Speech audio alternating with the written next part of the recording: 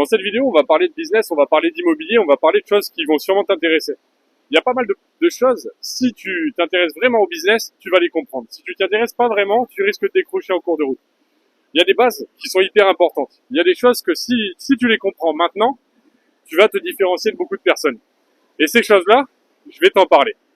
Avant de te parler de ces choses qui vont te faire évoluer énormément, on va te situer le cadre, te dire où on est. Là, on est au Maroc. On est à Aourir, juste à côté d'Agadir, à une trentaine de minutes, un petit village marocain, très peu cher, très sympathique, où le coût de la vie est vraiment peu élevé. Et mon ami qui est en train de filmer ici, c'est un Marocain, et lui, il loue un petit logement pour 100 € par mois ici. C'est pas le plus bel appartement du monde, mais c'est correct. Et moi, je viens souvent en vacances ici, c'est très calme, très agréable, et il y a beaucoup de Français en retraite qui viennent ici. Alors, ces choses que je te disais pour l'immobilier, ces choses que je te disais pour l'immobilier, et qu'il faut comprendre, c'est des choses où, si tu les comprends, tu vas vouloir démarrer. Tu vas te dire, de suite, tu vas arrêter ce que tu es en train de faire et tu vas commencer. Et qu'est-ce que c'est ces choses-là? Qu'est-ce que c'est ces petites choses? Eh bien, on va faire un petit instant de pub, et ensuite, on va l'aborder. Alors, en immobilier, pour t'aider, je t'ai fait un guide pour bien acheter en dessous en description. Ce guide, il est offert. Pour le moment, non, il sera toujours offert, t'inquiète pas. Donc tu peux le télécharger de suite et tu peux l'apprendre de suite pour acheter dans pas longtemps. Je pense que tu voudras acheter assez vite une fois que tu auras compris les bases.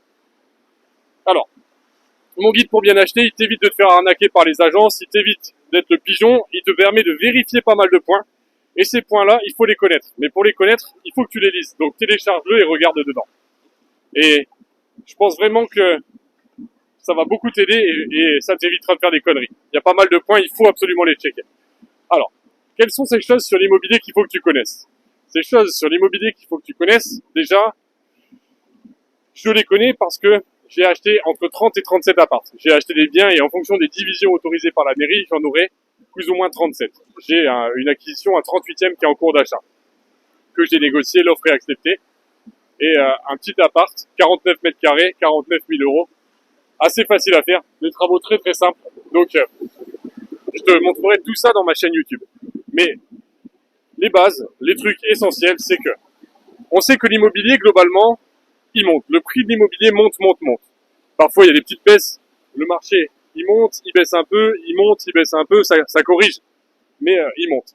Tous les 20 ans, on dit que l'immobilier double. Donc, quand tu achètes maintenant un bien, tu vas l'acheter avec un taux de crédit à 2%, 3%, 4% actuellement. Donc tu vas avoir un taux de crédit qui va être globalement à 4%, donc le prix de ton bien va être un peu plus élevé, mais ton immobilier va doubler. Dans 20 ans, tu pourras sûrement le vendre le double. Donc à quoi bon avoir peur de payer des intérêts à la banque alors que ton bien va doubler de valeur? Donc qu'est-ce qui est grave dans le fait de payer des intérêts, de payer 2 à 4% d'intérêt alors que tu vas vendre un bien que tu achètes à 100 000, tu vas le vendre 200 000 dans 20 ans. Un bien que tu achètes à 500 000, tu vas le vendre sûrement à 1 million dans 20 ans. Globalement, le prix de l'immobilier double tous les 20 ans. Donc, pourquoi avoir peur d'emprunter de l'argent alors que ton bien va prendre beaucoup de valeur juste avec l'inflation? Donc, pourquoi avoir peur? Et en plus, si tu comprends cette chose-là, tu vas emprunter de l'argent à 3% pour un bien qui va doubler. Donc, tu gagnes beaucoup d'argent. Même s'il y a des intérêts, tu t'en fous. Parce que c'est quand tu achètes un bien pour faire du locatif, c'est pas toi qui va payer le crédit. Ce qui va payer le crédit, ça va être tes locataires. Donc, c'est pas l'argent de ta poche qui va être sorti. Toi, par exemple, t'achètes un bien à 100 000, la banque va te demander 10 000 € d'apport. Tu donnes 10 000.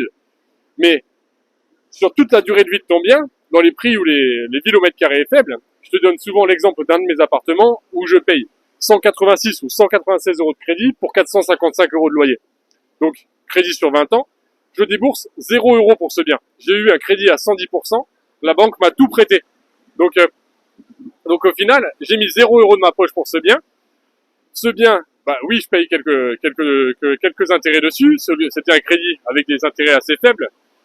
Donc les crédits, à cette époque-là, je crois que j'avais eu 1,5% de taux d'intérêt.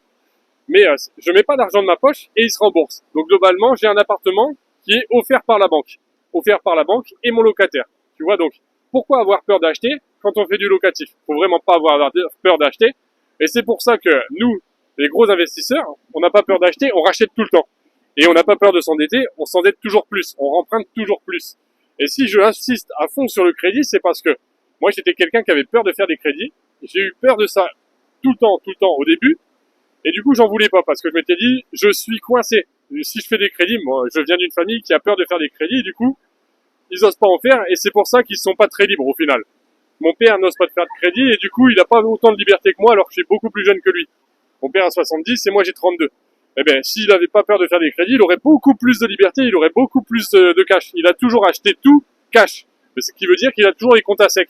Tandis que nous, quand on emprunte, par exemple, 5 000 euros à la banque, on génère 10 000 par mois. Quand on emprunte 10 000, on fabrique, par exemple, 20 000 euros par mois, avec l'exemple des apparts d'avant. Donc ça veut dire que plus on emprunte, plus on est libre. Si on emprunte 20 000, on fait 40 000 par mois. Donc on a 20 000 de marge, entre guillemets. Bon, on a du foncier, etc. à payer, donc marge, entre guillemets, il faut relativiser cette marge. Il y a quelques calculs à faire. Mais pour simplifier, je te fais ce calcul-là. Tandis que mon père qui va vider ses comptes, il vide ses comptes pour acheter par exemple un terrain pour le boiser. Et ben, donc c'est cool, il a un terrain en plus. Mais il a plus rien sur les comptes. Donc ça veut dire qu'ensuite, pour partir voyager, c'est plus dur. Pour tout, en fait, il va être plus dans le stress en me disant combien j'ai d'épargne, combien j'ai de côté. Ben, les comptes sont à sec. Tandis que nous, on a compris, tous les riches font des crédits.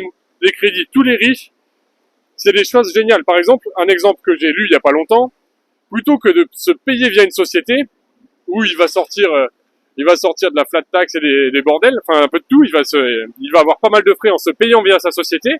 Un riche a plutôt intérêt à laisser l'argent dans sa société et faire un crédit consommation à 5, 6, 7%. Ça lui coûtera moins d'argent. Tu vois, donc parfois en fait, on ne pense pas toujours on n'a pas toujours la logique, on se dit je vais faire un crédit conso, donc je vais avoir des taux d'intérêt.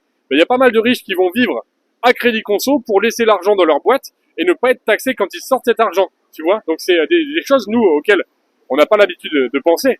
Mais c'est des choses hyper intéressantes, des réflexions hyper intéressantes. Tu vois, parce qu'au moins, tu as plus d'argent dans ta boîte que tu peux faire retravailler et tu vas multiplier cet argent plutôt que de donner, par exemple, 30% à l'État.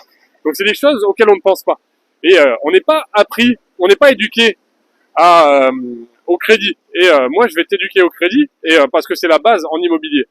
Et cet argent que tu places, quand tu achètes un bien maintenant, en fait, tout l'argent que tu as emprunté à la banque, si tu empruntes 100 000 à la banque, les 100 000 euros que tu empruntes en 2025, ils ont une certaine valeur. Ces 100 000 euros en 2025, mais ils te permettront d'acheter plus de baguettes de pain que les 100 000 euros que tu auras en 2040. Parce qu'en 2040, l'argent aura perdu de sa valeur. Donc en gros, l'inflation va faire que les 100 000 que tu as empruntés à la banque, ils vaudront par exemple 200 000, comme je te disais, 20 ans plus tard. Juste parce qu'il y a l'inflation. Donc emprunte le plus d'argent maintenant, parce que dans longtemps, ils vaudront beaucoup plus.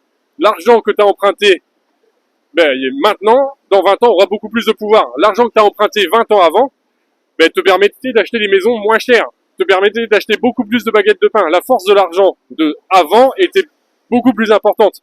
Donc, l'argent que tu empruntes maintenant, c'est de l'argent globalement, tu vas pouvoir acheter des biens qui vont se valoriser.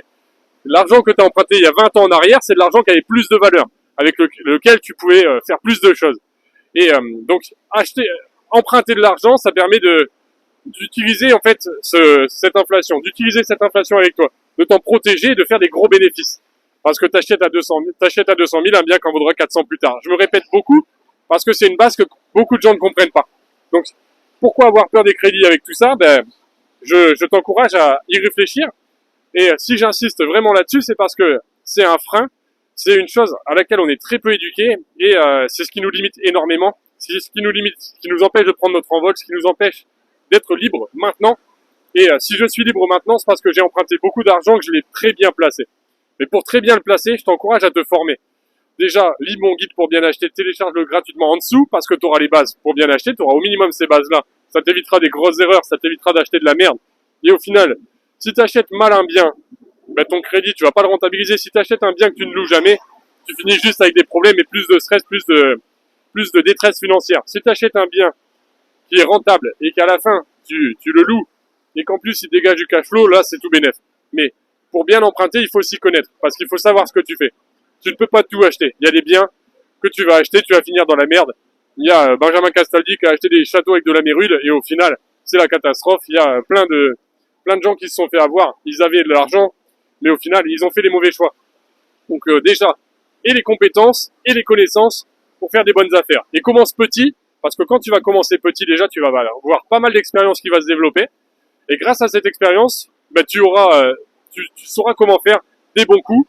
Tu sauras emprunter de l'argent sans prendre de risques et tu sauras emprunter de l'argent pour devenir libre financièrement, avoir une belle vie et avoir une belle fortune qui te permet de vivre pas mal d'expériences, pas mal de choses géniales, enfin des voyages, faire énormément de choses. L'argent, ça permet de faire beaucoup de choses, de vivre des vies riches. Avoir de l'argent et ne rien en faire, c'est dommage.